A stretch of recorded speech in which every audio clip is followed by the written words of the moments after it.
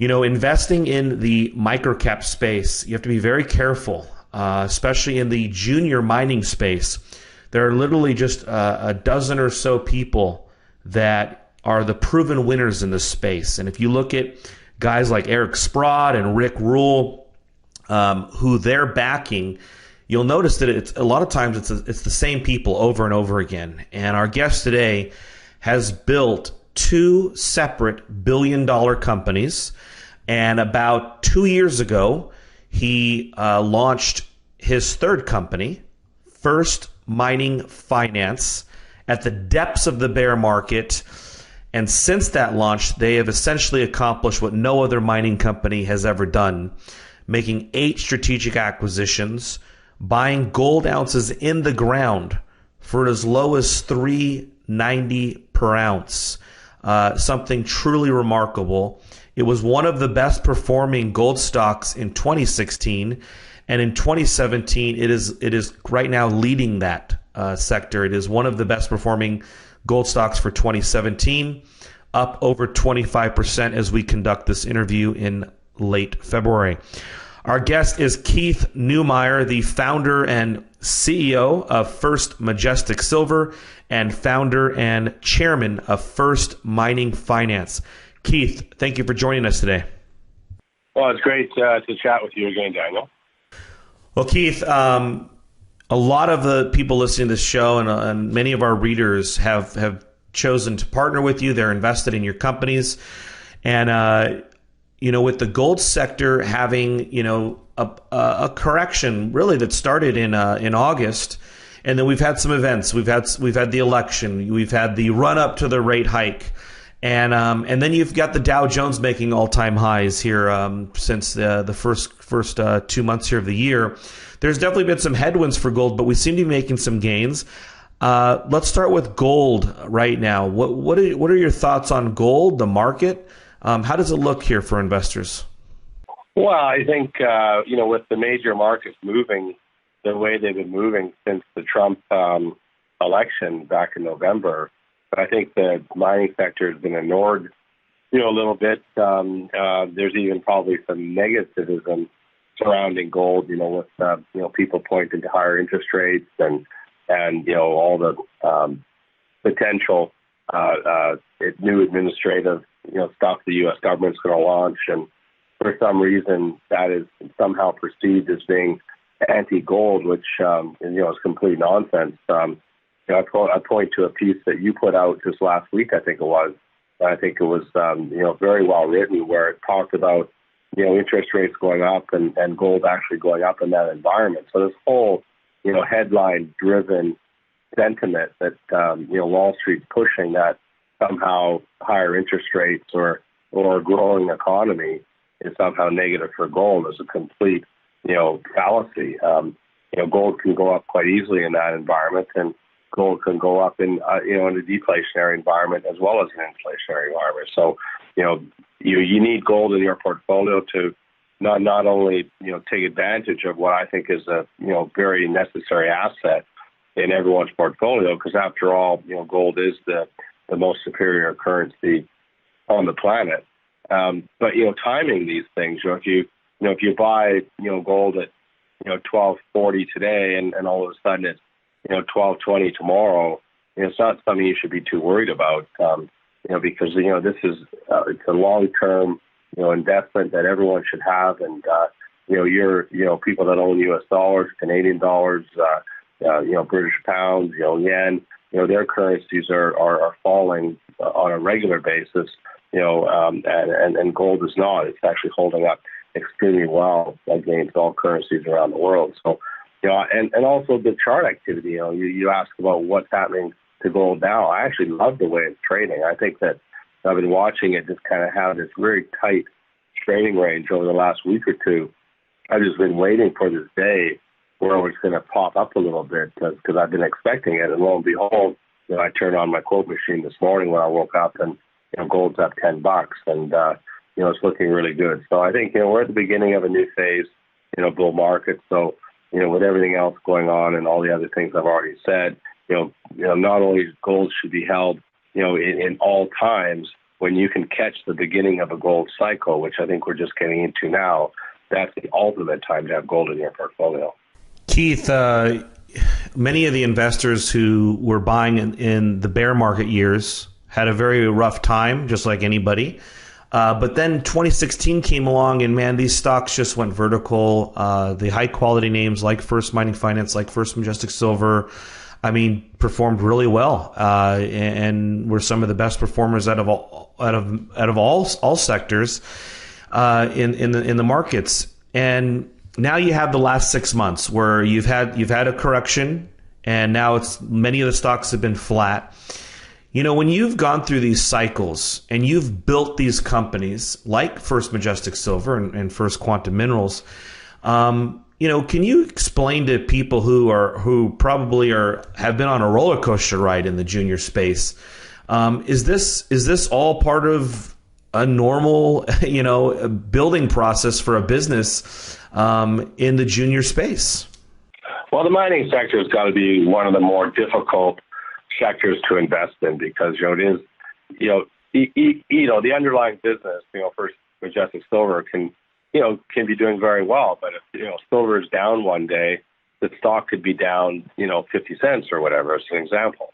And yet the fundamentals of the business doesn't change, but yet the market sentiment is that, you know, everyone's thinking, okay, well, if silver's down today, it must be going down tomorrow, so everyone sells. And then all of a sudden, you know, silver goes up and then the stock goes up. And, you know, it's a very chaotic and crazy market. You know, I don't know of another market quite like it. You know, people have, you know, drawn analogies to the biotech sector, but I even think mining is even more difficult than the biotech sector. You know, the biotech sector may have more risks and then there's maybe less successes or something. I don't know the exact numbers in the biotech sector. It's not a sector I've really invested in.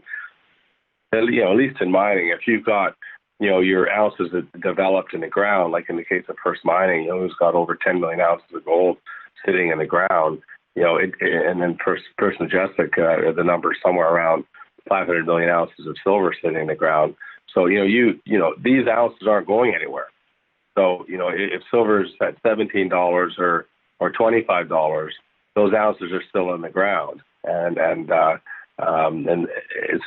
But investors, for whatever reason, you know, they tend to get scared or get overly optimistic, and it creates these big swings. But, you know, I've been quoted as saying, you know, many times, I think even in our interviews, Daniel, you know, about, you know, the high frequency trading and about the hedge funds who trade this market. You know, there's just so much money floating around out there, and the mining sector is quite small. You know, you're looking at, like, you know, First Mining Finance, you know, having a market cap of about, you know, $500 million, you know, which is not a bad sized company, but in the whole scheme of things, it's a tiny company. So when you've got, you know, 6,000 hedge funds out there that are playing momentum, and all of a sudden they want to be invested in gold or silver, and they look around and say, oh, God, I've got to buy First Majestic now, and everyone does the same thing.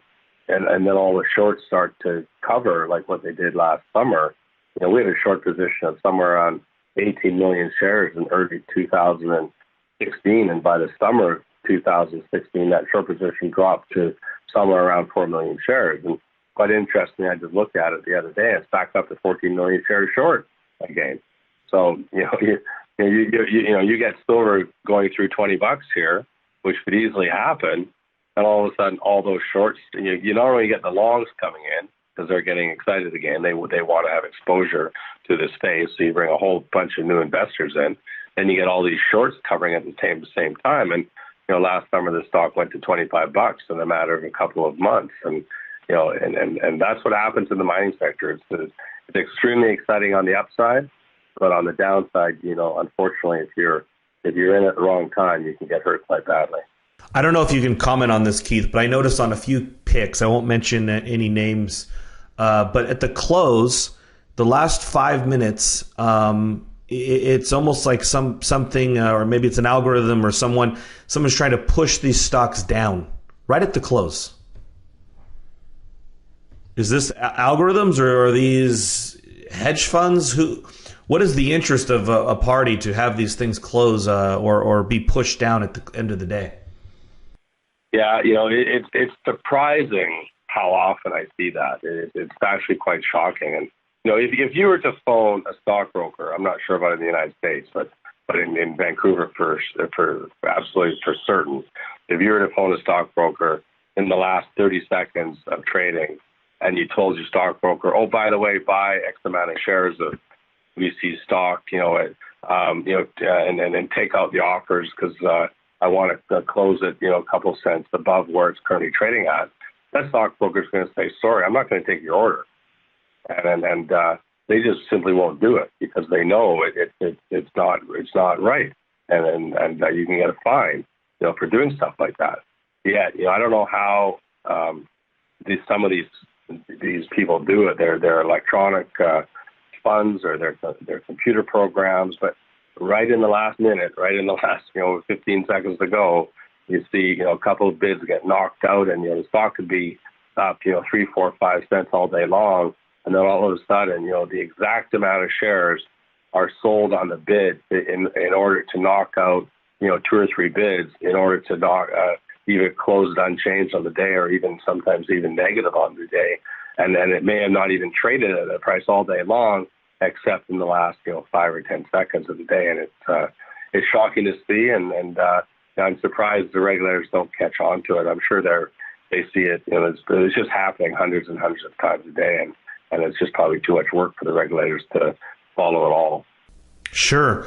Well, and I'm sure whoever's doing all these trades with the exchange, they're obviously making money from all the trading activities that go on with these larger funds or algorithms that trade on this.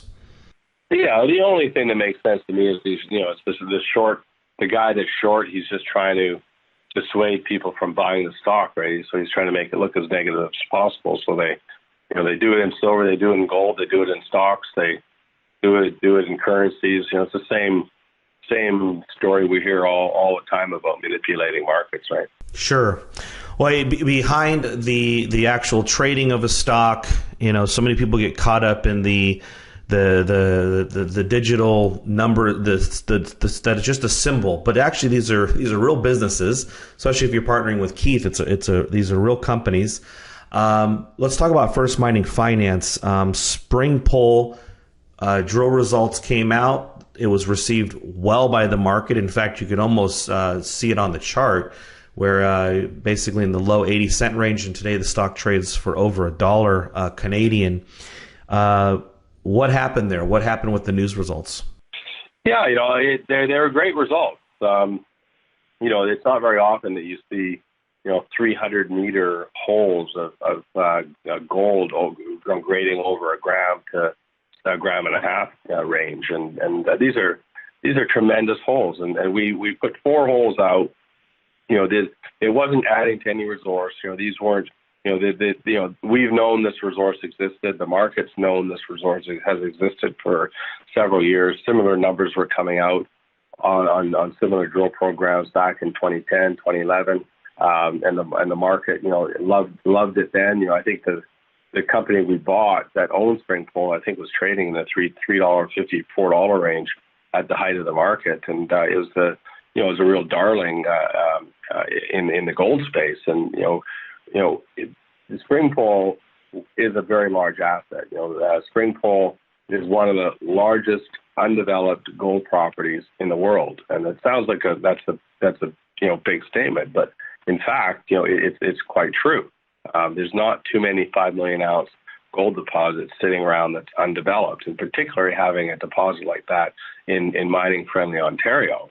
So there's not a lot of work. It needs permitting, of course, and then permitting's not always simple, but the local people that live in the region need jobs. They're very supportive. During the drill program, we had about 30 or 40 people in the area hired, helping us with all the logging, all the drilling, and then they're very appreciative of jobs. And this mine, hopefully, when it's up and running, over the next several years, we'll employ 500, 600, 700 people. So it'll be a big employer in the area, and we believe that it will become a mine in the future. So the market did like the numbers, because they are unusually. You don't see, as I said earlier, 300-meter intersections very often.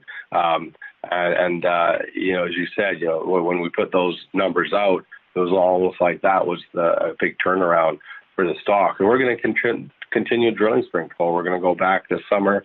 We're going to put a bunch more holes in there, and we're going to continually come out with additional holes. And we're going to update the PEA. The preliminary economic assessment was done a few years ago. And interestingly enough, it was done at $1,300 gold. That's when the Canadian dollar and the U.S. dollar was trading at par. So today the Canadian dollar is trading at 75 cents.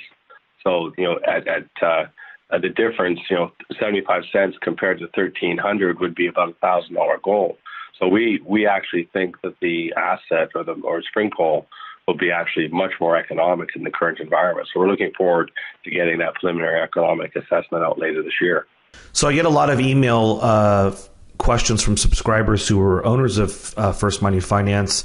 Obviously, from April of 2015 to late last year, 8 strategic acquisitions. I know there are actually 2 more, I believe it was claims right around, was it Springhole, just in the last month? That's right, around Pickle Crow and Goldland. Okay, so... So people were very used to the acquisition after acquisition after acquisition. It's very thrilling, right? Now they're seeing drill programs set for multiple projects, results coming for Springpole. Is this what is to be expected over the next year from First Mining Finance, or are you still in the market for acquisitions? So we're always in the market for acquisitions. In case of First Majestic, we made a few acquisitions. It's just in the last couple of quarters. I've been buying land in areas around our mines, and it's just small properties we're just packaging together to increase our land packages. At First Mining Finance, we're doing the same thing. We've added land to a couple of our projects, and we're going to continually do that. And that's just part of building a company. You need large lands, but if you're going to have a mine, you want as much land as possible. And during the early stages of building a company, that's when you want to try to get as much land surrounding your properties as possible, and that's really the primary focus at First Mining Finance right now. And as of course drilling, and then you touched on that. But today, it costs it costs a lot more to buy an ounce of gold. And you said in the intro that we're buying ounces at less than $10 an ounce, which the entire portfolio was put together at less than $10 an ounce, and that's $10 Canadian, by the way. So we picked up a portfolio that you just couldn't duplicate today. Those same ounces today are trading in the $40, $50 range. So why bother going out and buying ounces now when it's cheaper to drill? A couple of years ago when I was putting this portfolio together, it was actually cheaper to buy ounces that were already drilled in the ground, and that's exactly what we did. But today, it's cheaper to drill ounces.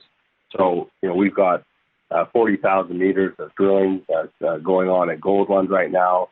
We've got 105 holes that we're drilling, according to the reports that I get every day. We're at our 25th hole now.